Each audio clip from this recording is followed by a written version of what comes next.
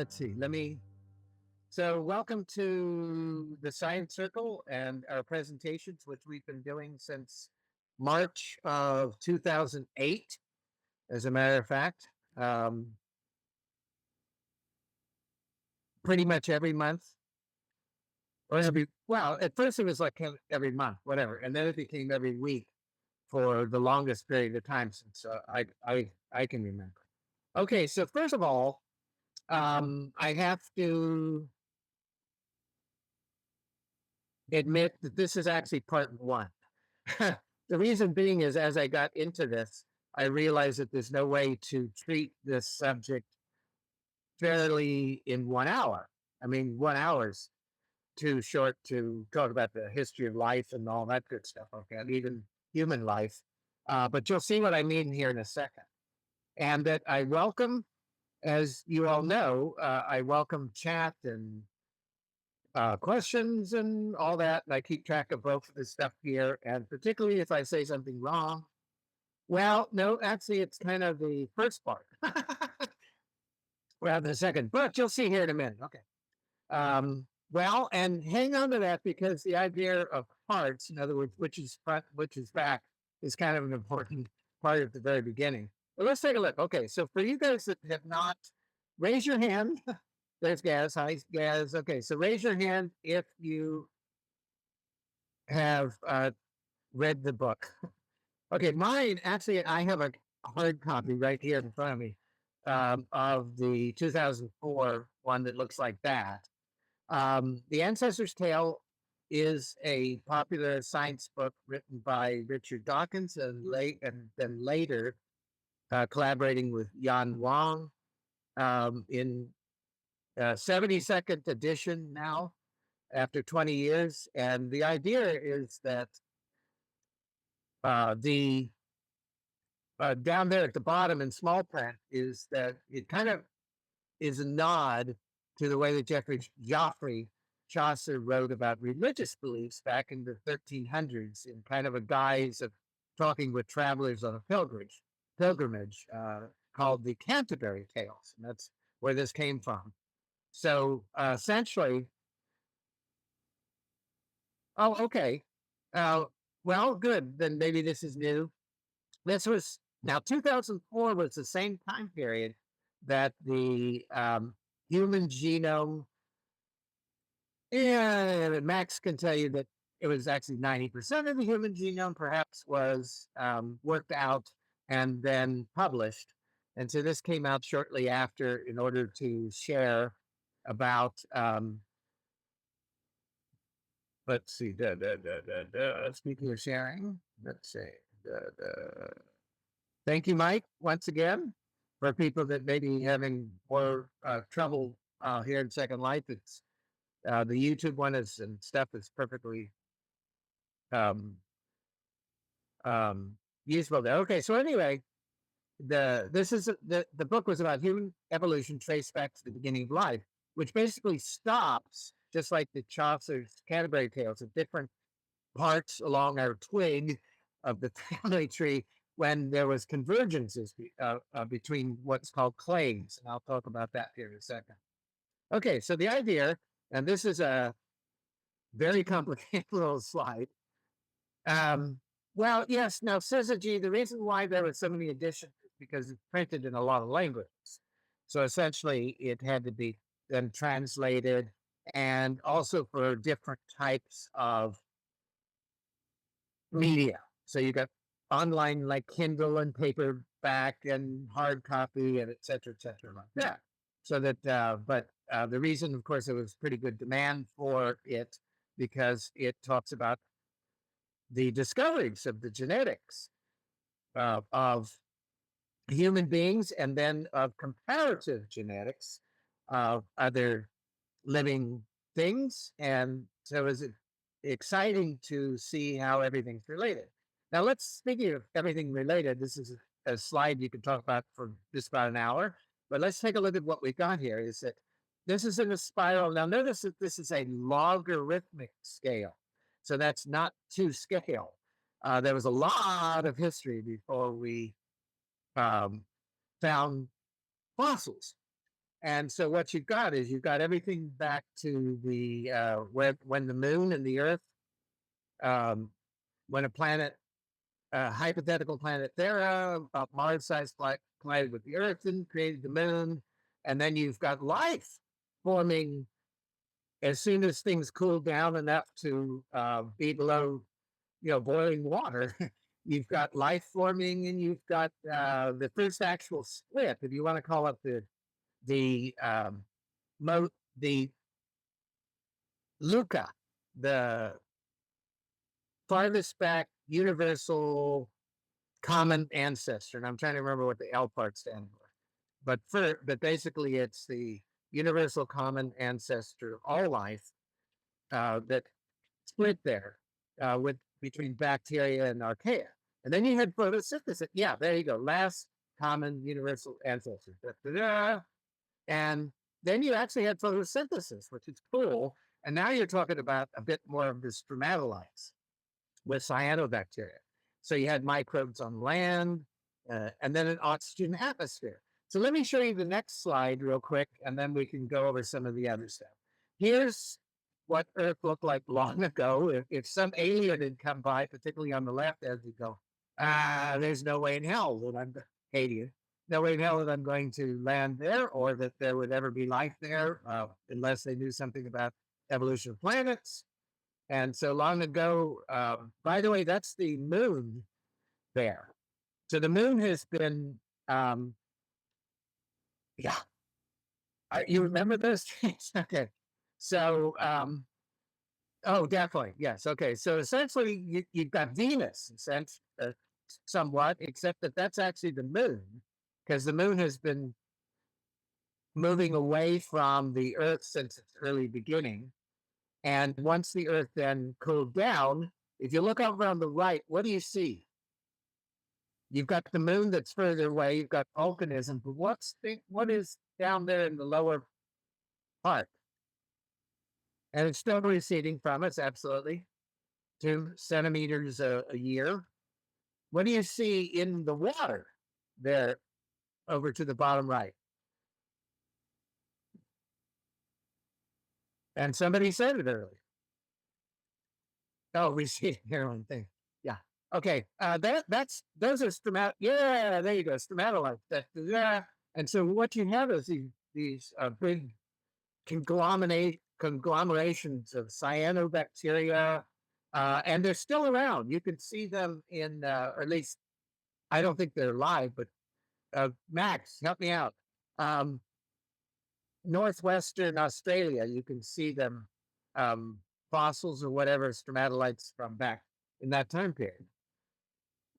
So if you look back on this slide again, you've got then the only thing about this, and it said that this was Archean, but if you look at the atmosphere over on the right, High Stranger, over on the right, it has a blue atmosphere. Well, the early Earth atmosphere was not blue. It was more like, it looked more like on Mars, because there wasn't oxygen in the atmosphere. It wasn't until you had photosynthesis, and for a long time, that you could have photosynthesis, and for a very long time, you're talking a billion years before there was enough oxygen built up for it to look blue like that. So even though Tag said he was there, I think so. There was a lot going on. In other words, we used to think, like I said earlier, that life got started maybe when we first saw fossils, like 500 million years ago, when we call it the Cambrian explosion. But now we know that it had been going on for billions of years. So if you look at those cells, you've got the cyanobacteria up at the top, which itself was kind of a collaboration between something smaller, a chloroplast, that got gobbled up by another cell. It became this prokaryotic cell that could photosynthesize, but it was still primitive compared to the eukaryotic. Um, so it was still primitive compared to the eukaryotic cell. Let me go back one here again. So you had over on the far right there, you have a very complicated eukaryotic cell that took quite a while to form. You're talking, here you go, what, a couple billion years to form to of um, evolution to form a cell like that. Whoops, what did I do? I'm going back. Speaking of going backwards, must have been Freudian slip there. Okay, so by the time before we could even see macro fossils, well, exactly. Before we could even see macro fossils, and I'll be doing that again here in a minute, is that before we could even see macro fossils in the soil, um, there were very complicated cells, which we have today, these eukaryotic. Now, the karyotic part means that reddish, orangish part in the middle, which is extremely important to everything I'm talking about, is where the nucleus is. And that's what protects and holds the DNA, the instructions of life. But you'll notice all the rest of those little things that are in the cell and the mitochondria, for example, that got gobbled up by some cell long, long ago. The organelles, absolutely, and got gobbled up long, long ago. And it's the powerhouse of the cell, or power station, I guess, of the cell, and lots of all kinds of good stuff. Here again, you could easily talk an hour on even any of those organelles. Okay, so I'm putting a lot of history into this thing. Okay, so back in those days, long before we had anything recognizable, or most people recognize as life, uh, way out there on the edge of the tree, you had all this very complicated stuff going on. And so you've got bacteria, and then you've got this archaea. In that spiral thing, you saw that was that all of the bacteria there in the archaea and stuff like that actually split back a long, long time ago, around the 2 billion years ago time. And it was long time after that you had anything that could be called an animal or a plant. Now, this is very complicated. It wasn't that simple. That's a very simple diagram. This is a more recent diagram that shows just how complicated it is. Now, this is simply the bacteria. Oh, okay, Tag. Life happens. And yes, it is being recorded, I hope. But you've got, yeah, yeah, there you go for another. Okay. So what I'm getting at here is that even life with those complicated cells, that's only one tiny bit of the life that was formed earlier in Earth's history. I like this diagram; it's really cool. But you've got all this immense complexity that happened long before we could see life, and long before you could um, have fossils. Now, I'm going to throw in a couple principles of evolution here, Max. You can throw in something more if you want, but essentially, it's not us versus them. In other words, those primitive things versus us. It's that we all share the same genetic code. So complex life basically shares the same genetic sequences. Humans and potatoes, for example, share about 50% of genes. If you sit around on the couch doom scrolling, you probably have a bit more percentage. Yeah, that's the joke. uh, yeah, exactly. Okay, couch potato. Okay, but why do we share 50% of the genes? Well, because a lot of it comes down to how do you make those complicated cells that everything's made of.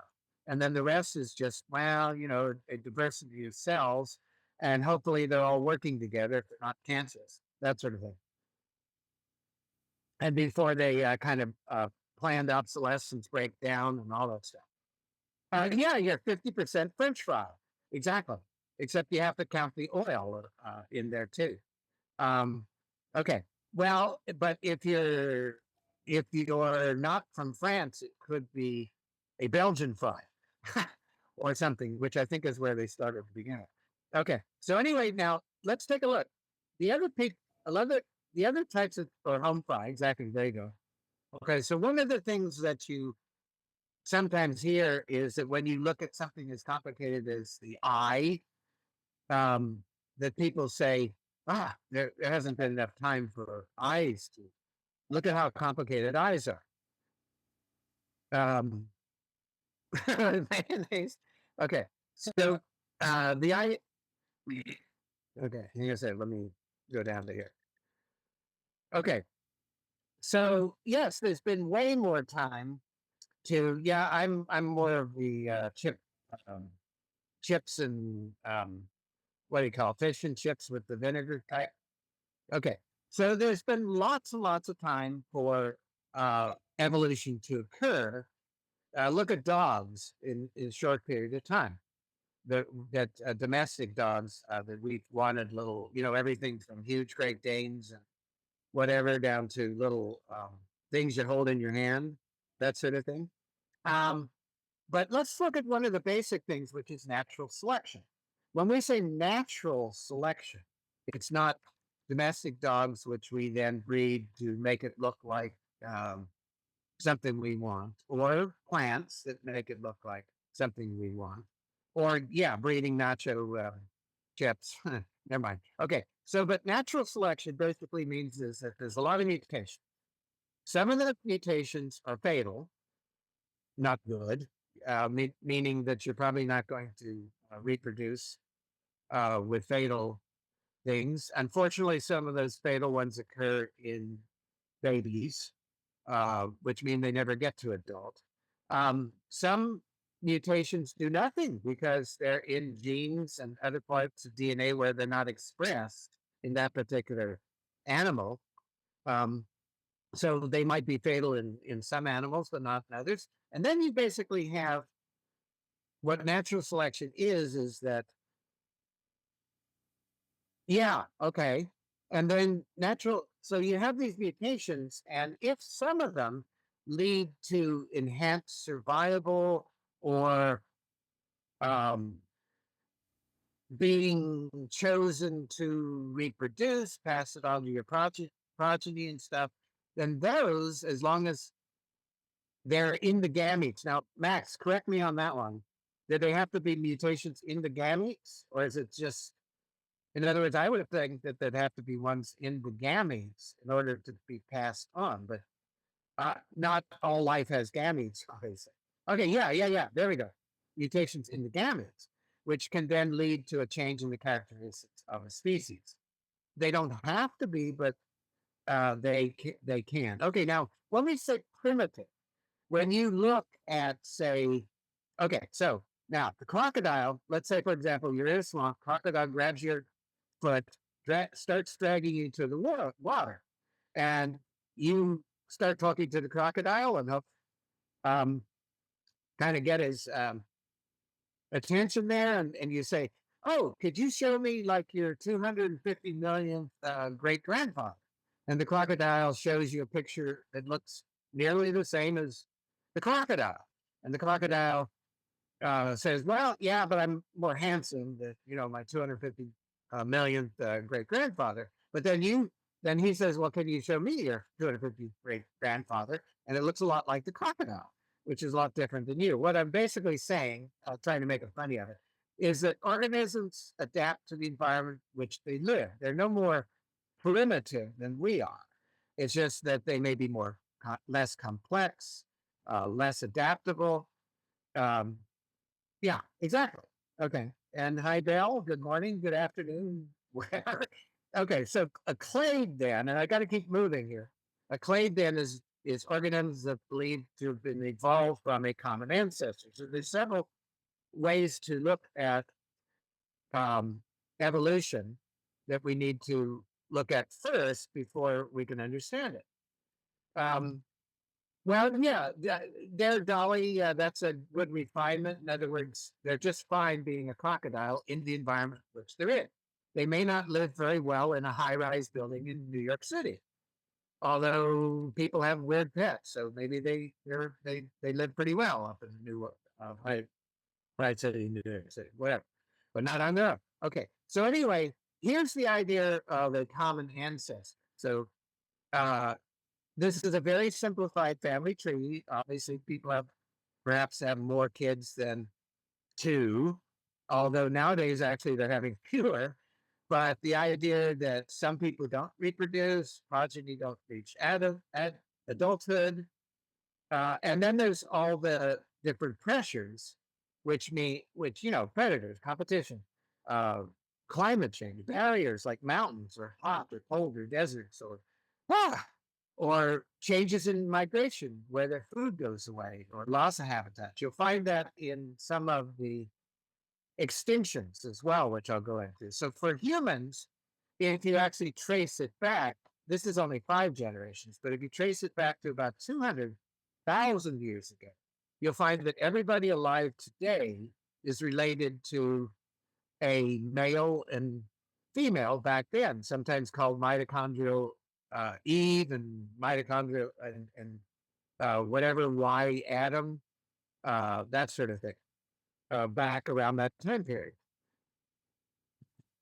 So, real quick, how would you, if there were an alien and you made contact, hi Mara, if you made contact with that alien on another planet somewhere and they didn't know what humans looked like, how would you describe a human? Um, Anybody want to throw out some other stuff? Okay, I've done the first. In other words, we're tetrapods. We have 4 limbs. We have 5 digits. Oh, you sent a selfie. Exactly. Okay, with a French fry. Okay, saying hi. This is a me back a long time ago. We have bilateral symmetry, but not quadrilateral, so to speak. In other words, we're not like a starfish. We have a cranium up there, and we've got, but on both sides, we're somewhat the same. Our brain is different than, in other words, I'll show you in a second, is that if you look at a brain and what it has versus a chimpanzee, we're only about 85% similar as far as genes go. But yeah, exactly. Not inside Dolly, on the outside. We have 3 what is it called? Chromophores or whatever in our eyes versus some animals that have 4 or 15 or 3 or 2 or other things like that. We've got lots of senses, all that good stuff like that. So you have to think about, and hang on to that thought, Dolly, because we're going to talk about interiors here in a bit. Okay, so in the book, I threw this in because we have evolved in the last couple hundred years. We've evolved in the last few thousand years. So let me throw out a couple things. So I kind of added so-called information age. In the book, the author talks about, in the same way that Chaucer talks about pilgrims that his hypothetical character meets along of the way, like the farmer's story, this sort of thing, is that I talked about Pioneer Plaque. Okay. The factory worker story, industrial age, or the media user story, the information age. So have we changed in, say, the last 50 years? Well, maybe. Well, there you go. Okay. Now let me run down a few of our actual evolutionary changes in the last few thousand years. One is we've got amylase, which is in our saliva, which helps to break down grain that we eat since we became agriculture. Yeah, it is. Lactose intolerance has gone up because of domesticated cows and other animals that we drink milk from. It's unusual to drink milk from another creature. In other words, if you look back, any other creature, they don't like drink cow milk. Okay? They drink milk from the mom. Yeah, it's increased. That's right, because of drinking milk from other animals. We have changes in our jaw and overbite because we don't have to chew on those really, really tough plants like deer or other things. Well, okay, now says that's a very good point, and that's part of. We're also less diverse because the groups of people have mixed a lot around the world, which actually leads to less diversity. Uh, but in disease resistance, because of density of people, we actually are more resistant to certain diseases. Now, as you'll recall, 90% of native of the people who were native to the Americas were wiped out by European diseases before the Europeans even knew that that was happening, which made it easier for Europeans to settle in a number of places in the Americas. Um,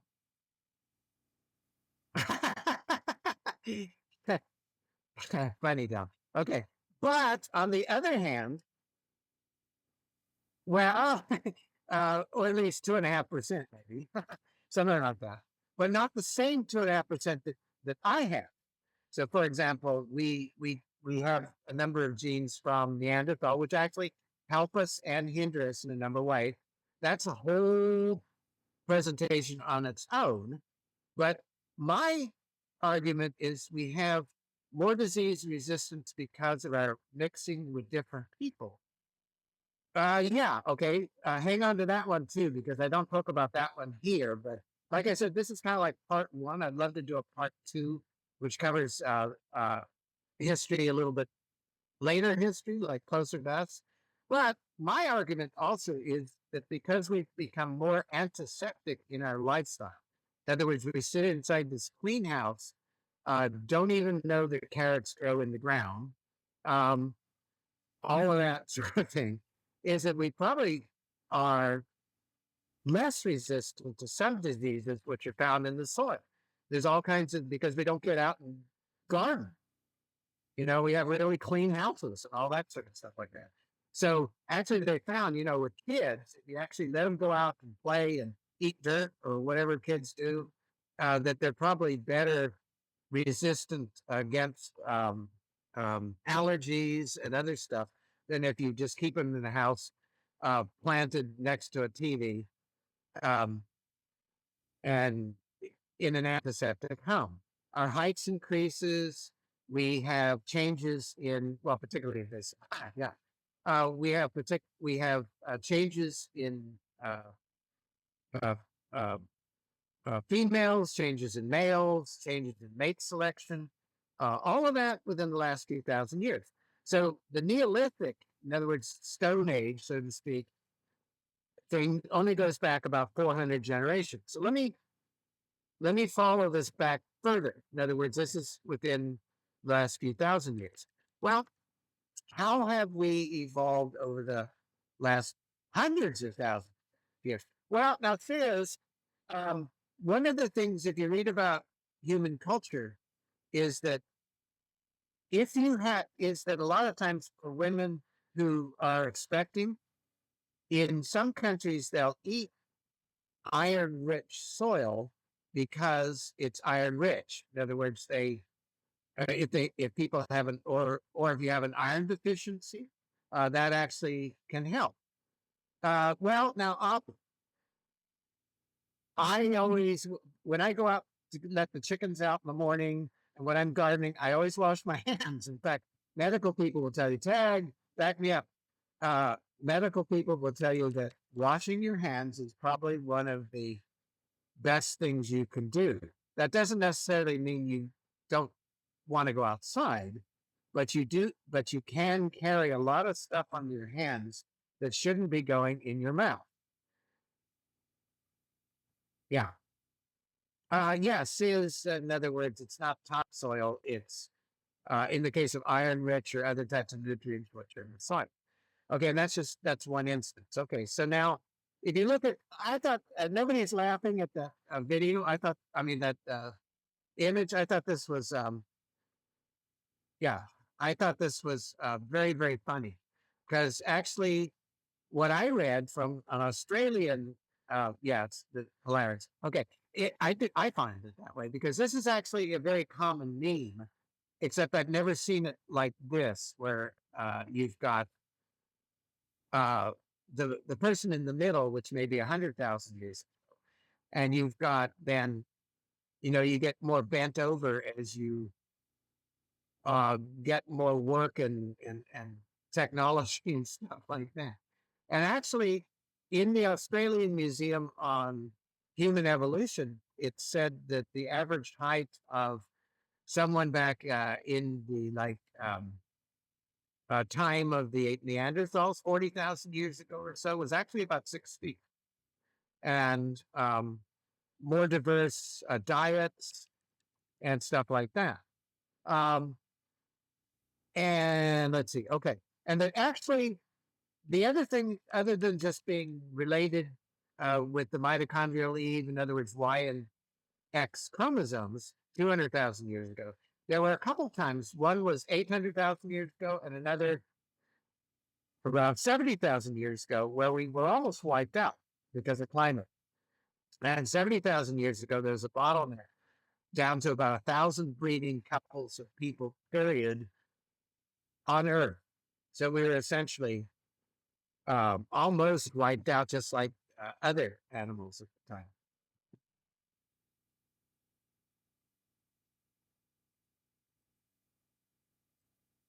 Okay.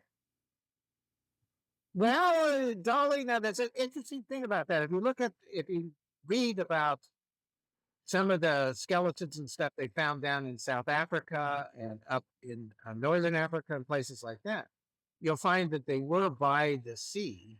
Even the last vestige of Neanderthals used the sea as a source of food. Okay, so now how have we evolved over tens of millions? Well, this is a little breakdown. Is that essentially every animal over there? There's 8 species of hominids. If I've got the that are extant in the world today, you've got one which is in the genus Homo. We used to have many different types of human ancestors, but we've got Homo sapiens or Homo sapiens sapiens, if you want to do a subspecies. But there's also 2 types of gorillas, 2 types of chimpanzees, 3 types of orangutans, and those are all related within the last 20 million years. And we share 50% of genes with potatoes, but 98.5% of genes with chimpanzees. Although, if you actually look at some of the brain, it's a lot less. In other words, the things that make us human. But we used to think that humans could be described by lots of different things, like, oh, yeah, we're the only ones with opposable thumb. Well, that's not true. Gibbons don't have opposable thumbs, but most old world apes, well, most apes, for example, have opposable thumbs, as well as humans. Or you might say, now things like language, though, with the Fox2P gene and stuff. This is why this subject, I'm already at 30, 20, 35 minutes into it, and I'm just getting started, and why I need to go to a part 2, which maybe I can collaborate um, with somebody on that. But if you look at how humans are described taxonomically, you can kind of get an idea of where our ancestors came from. So primates. Now, by the way, that number for primates may not be correct because that's around the time of the end of the dinosaurs. Actually, primates might be a little earlier. But you've got non-egg laying mammals, and at 106, which we don't lay eggs that I know of. My chickens do. Okay. Non-laying mammals there at 100, and they're not mammals. At 160 million years ago, mammals at 220, for theropods. Yes, and that's why it says not mammalia. Um, Actually, by the way, on today, I'm going to stop just before monotremes because yes, that's right, and even that whole thing with monotremes, placentals, and all of that is very complicated. So I'm going to probably do a part two where we start up on mammals. Okay. Um, but in any case, you got four-limbed animals there at nearly 400 million, and ones with uh, vertebrae, and then spinal cords and animals just before the Cambrian explosion. Eukaryotes, as I've mentioned. In other words, you can get a little bit of, whoa, okay, so back here, we're back here again. I didn't go back. But if you look, you'll see that where animals and then the diversification of animals and stuff happened there at the Phanerozoic or the Cambrian explosion. Um, and so that's where we're going to kind of go next. So let's go back to there. And the ones in green are kind of a nod to the book of Ancestor's Tale. My presentation has evolved many times as to how I wanted to share this, but placozoans are one of the things that are in the book. Well, why? Because there's a placozoan down there at the bottom. It's your like 300 millionth ancestor, which, in other words, placozoans are a simple animal that's simply a blob that buds, and then but it moves around. That's the key to of animals. Animals can move, plants don't, except that actually plants can, but over long periods of time. In other words, yeah, zoan. Oh, there you go. Okay. Animal. Okay. So you have plants that can actually, how do plants move? Well, seeds, right? And also in other words, root systems, which then pop up in other places and things. So plants actually can move over time. It's just not in the way that animals with cilia, which is like the placozoan down there, that can move around on its own. It's more mobile than plants, so it can move into different areas. And then you've got things like really important, like ozone, which comes about a little bit after that, around the same time as the Cambrian explosion. Now, why was there so-called an explosion? Well, the Cambrian, it was really a explosion of biodiversity. Partly it was because increased oxygen. Now, the increased oxygen was enough to create ozone, by the way. Ozone then helps to protect against UV, not all the way. It's because we know not to walk out in the sun in the middle of the day, particularly in the summer when it's overhead and other places. And then also because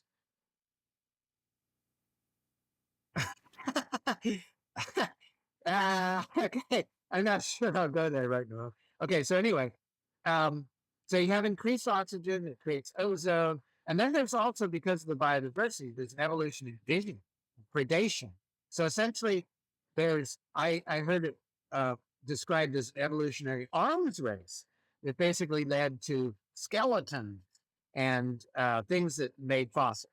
In other words, um, in order to live long enough without being eaten. Okay, so now the flatworm is not this, but the reason I put this is because if you look inside, Dolly mentioned about inside us not being bilateral.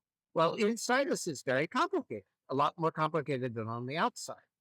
And so you've got body cavities, and you've got tubes, and you've got circulation, and you've got all this stuff. And then you've got a vertebrae and spinal column, all of these sorts of things going on inside us. Whereas, say, flatworms is a particular type of flatworm, but flatworms don't have a body cavity. It doesn't have a place to cram your kidney and liver and intestines and all of that stuff in there. Basically, the organs are just in the tissue, and it has one entrance exit for everything. Kind of a multi-purpose hole. Um, my chickens. Okay, so how does the main tube? So how do my chickens? If you tell kids about this, it's like ew. But a chicken, for example, has one entrance and one exit, which is used for both elimination and reproduction. Yeah, exactly. That's what it's called. Reproduction, the whole bit down there, and it's like, ooh, okay. But in the case of a platform, it's just one hole that does everything. Um, so then you have a little further on, you've got these lancelets, which don't look a whole lot like ancestors. Yeah, for example, you have more like clutch. That's I forget what they're called, but things that clutch onto the and then etc. Okay, so then you've got these lancelets, which aren't very complicated, but they do have a notochord. Um, that sounds like from Lord of the Rings, One Ring. Okay, so you've got lancelets which have a notochord, and then by the time only so many 15 million years later, you've got things like jawless fishes. Wow. Okay, it's jawless, but it's not toothless. Notice that it's got lamprey can hang on to a shark, for example, with the teeth there, and it may be jawless, but these are our ancestors. Basically 250 million year ago ancestors. But they're getting a lot more sophisticated than that little lancelet over or the blob from earlier. But there's a lot going on. Okay, it's not just like these guys are just swimming around uh, and nothing's happening. Over the time period, you've got that's what the continents look like back in the Cambrian time period. And you've got, and right now there's nothing on Earth, excuse me, nothing on the land, but you do have some microbial mats, which are on the land, which create the first soil. But you wouldn't, so it's kind of like slime, which then break down rocks and create soil and, dye and, whatever soil and the little microbes and the whole bit. So now you've got actual soil rather than just rocks that get weathered by water. So you got something that maybe you could actually grow a plant in, but there's no plants or animals yet on land at this time period. But at the end of this time period, you've got a drop in oxygen in the water, which leads to the kind of an extinction and a drop in biodiversity. So what I'm saying here is essentially that it's not like just everything's all swimming around in the water and it's nice and happy and eating each other and whatever. There's lots of other stuff going on because the Earth. Yeah, well, it is kind of looks sudden, but it's only sudden in a relative um, standpoint because you're talking about 40 million years. Well, yes, okay, but some of these extinctions, depending on how you look at them, have take up to in some of the worst extinctions take 30 million years to recover from because it basically wipes out nearly all of life. And then it takes a long, long time. Now, 30 million years ago, you didn't even have anything that looked like a human. Okay, not even a monkey. So 30 million years is a long time, and it took a long time to recover from some of these um, extinctions. But there's a lot of them going on. So, for example, now in the same time period, you've got even though there's extinctions going on, you've got sharks.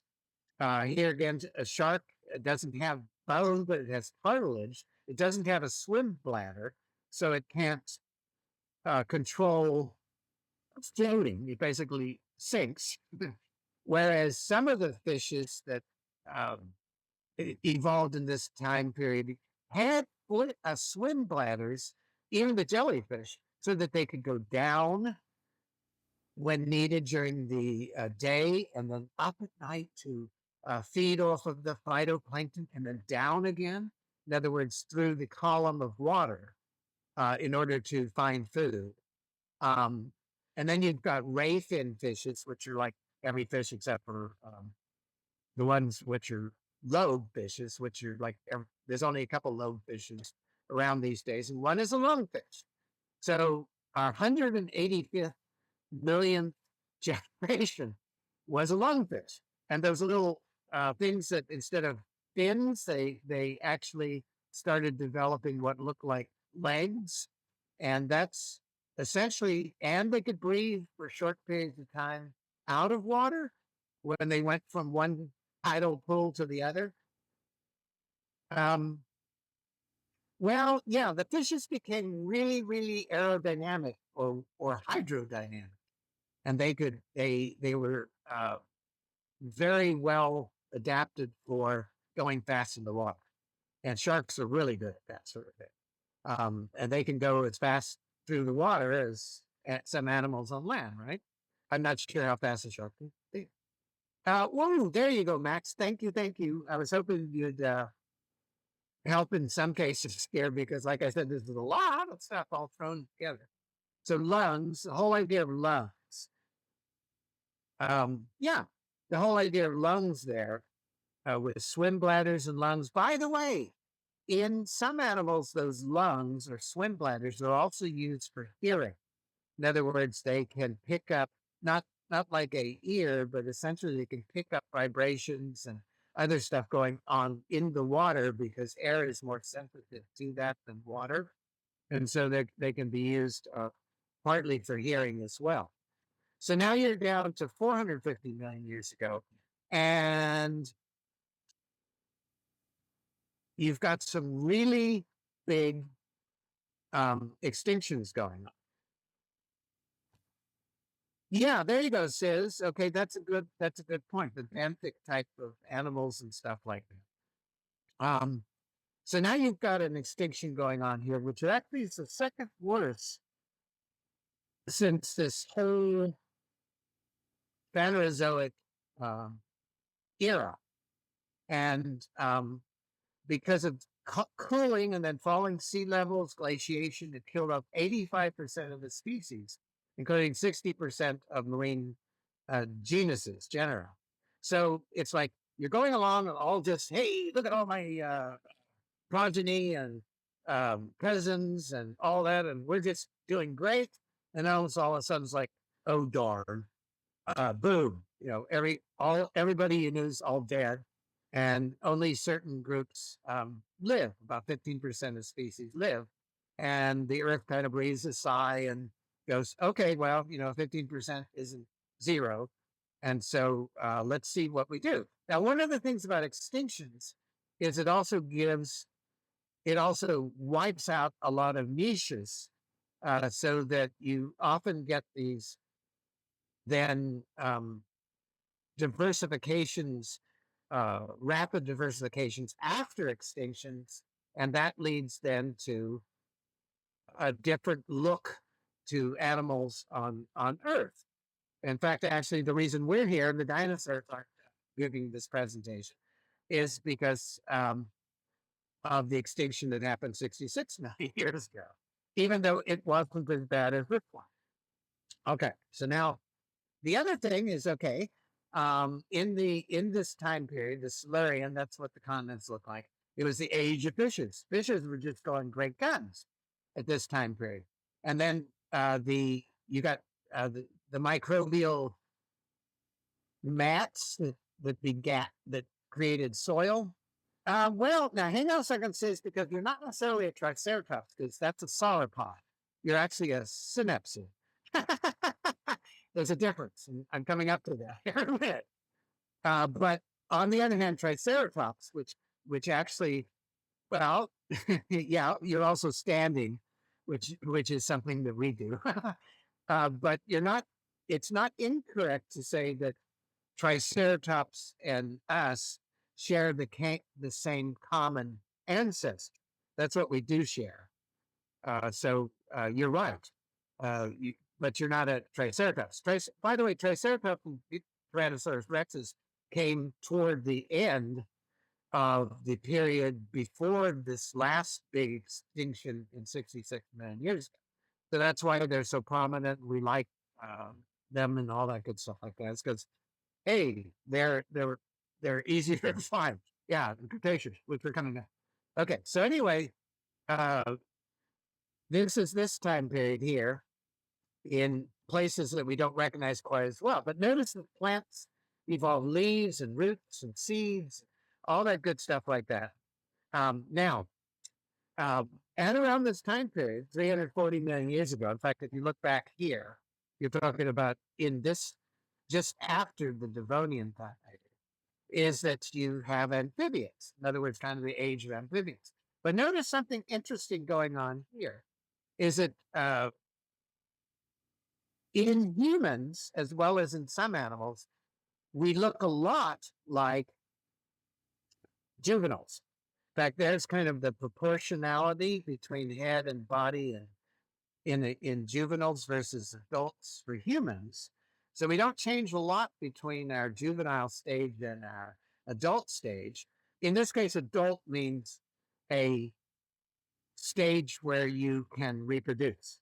The whole idea of life, so to speak, is to reach a point where you can uh, pass your genes on to another. Now, however, comma, and I'm going to go big comma here, is that with cognitively advanced species, what else do we do other than reproduce? Because I don't have any kids, but I'm doing this right now. In other words, I didn't pass on my genes, but what did I do? What do adults also do for the young? Information transmission. Very good. Neuro. Teach, learn. Absolutely. So in other words, you're talking way back early. It's not so a crocodile, I was talking about crocodiles. Okay, do crocodiles pass on anything to their kids? Well, they pass on their genes. Great. They lay eggs, they go away.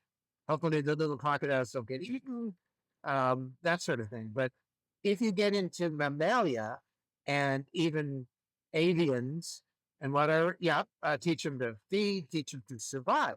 So essentially, you've got the adults. So it's not just passing on genes; they have to pass on information that's needed to survive, and then for more cognitively advanced um, animals to learn about culture and society and behaviors. And I'm talking both primates as well as with humans as being primates. So speak, read, write, culture, all of that sort of stuff like that. Which also you'll find one of the things is the kids take a lot longer growing up, so to speak. In other words, what, 20 years? Uh, Actually, a lot longer than that for kids. But in any case, a long time to learn what they need to learn in order to be part of that society or culture. Okay, so now you've got, in the same time period, you've got an extinction that kills off 90%, 6% of vertebrates, and then most reef and jawless fishes. The reason why you've got a Q in there is I didn't catch it because my keyboard is having problems with a few letters. So this was the age of amphibians, true pteropods, animals on land, vast swamps, mountains during this time period. And so you've also got sauropods. Okay, now here is, let's see, who said, so you're not incorrect in saying that you're a triceratops. It's just that the difference between a triceratops with the sauropods versus the synapsid is kind of diverges at this time period. So you've got our ancestors, which are the synapsids, and then you've got the sauropods, which then become the dinosaurs, that sort of thing. But you have mammal-like reptiles occurring just shortly after that. Okay. So now you move into a couple other time periods, and you've got the age of fishes, uh, and I think I Okay, I forgot to change the. I ran out of time as part of the reason why this is part one. This week was very complicated. In fact, last month has been very complicated. Um, but I forgot to change the text over there on the right because it says the same thing as the other text. But essentially, you've got these time periods where you've got Carboniferous and the Permian. Now, when you think of Carboniferous, why would it be called Carboniferous?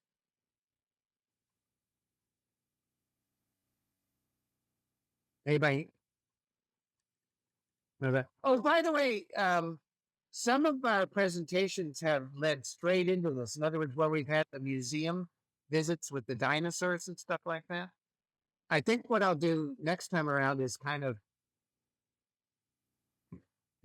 show. In other words, you can go see the museums there that we've seen. Yeah, oxygen during that time period, lots of stuff. When you have oxygen, you also have insects, and so you've got lots of stuff going on in this time period. And coal bearing. That's right, Val. With the Carboniferous, in other words, you've got a lot of coal bearing plants and animals, huge insects and millipedes and stuff because of the amount of oxygen and stuff. And so you'll notice that I running up to about 4 minutes before the hour, which is why I decided to make this into part two, because the next thing that comes up here after in the Permian is you've got this extinction. The PT, Permian Triassic extinction, was the largest extinction in the Phanerozoic, essentially since the early days of our planet. And it was due to volcanic activity in the what are called the Siberian. Yes, this was big time. But in other words, you had this huge amount of um, tectonic. Well, it was partly tectonics, but it was mostly lava fields in Siberia that were going on for a very, very long period of time that raised oxygen volcanism, that raised, but there's another name for it because later on you have these Deccan, Deccan, volcanism going on as well, which affected life. And you churn out vast amounts of sulfur and carbon dioxide, and it creates an acidic ocean, and it raises CO2 levels to 3,500, 4,500 parts per million. It's more like at between 400, 450 parts per million now, which is like it was a few million years ago or 30 million years ago, something like that. But this extinction wiped out 57% of family groups, 81% of marine species, 70% of land vertebrates. So just as animals were getting going, at mostly amphibians and land plants and all that sort of stuff, it's like, oh my goodness, like, not again. And there's this enormous extinction, wipes out nearly everything. And what comes after? Now, Triassic, what comes after this? Who inherits the earth, so to speak? Dinos. That's why I want to stop here. Yeah, dinosaurs. Because after Triassic, what are the periods called? Jurassic. And yeah, and all of the good stuff. So yeah, exactly. You've got the actually a lot of the dinosaurs. It should have been called instead of Jurassic Park. It should have been called Triassic Park. But I guess Jurassic Park sounded better. So um, you've got those things. So I don't want to. And there was also monotremes. Yes, there were. I want to do a part two because this is actually very exciting. And yeah, okay. And so you've got monotremes showing up at about 170 million. So you don't want to pass up, in other words, some of our mammal ancestors and stuff. Yeah, okay, Day, that was what I think I might ask Day or go over to museums or whatever and see if we can collaborate on something because he's an authority on this. Max is an authority on the genetic part. And we may be able to come up with something from this time period. In other words, this PT extinction, the last 200 million years, it would be really interesting because that's where our mammal ancestors, um, see, I timed it right, right? Okay. So part one, and picking up from about 200 million years ago. So would be a great place to start. Okay. Like, really? Plebiscite? Perfect. Okay. So in other words, I didn't want to rush through the last 200 million years because it's so exciting. You got the dinosaurs and you got the mammals, you got all the goodies going on in that time period. And so we'll do it. We'll pick up that one later. Okay. Thank you.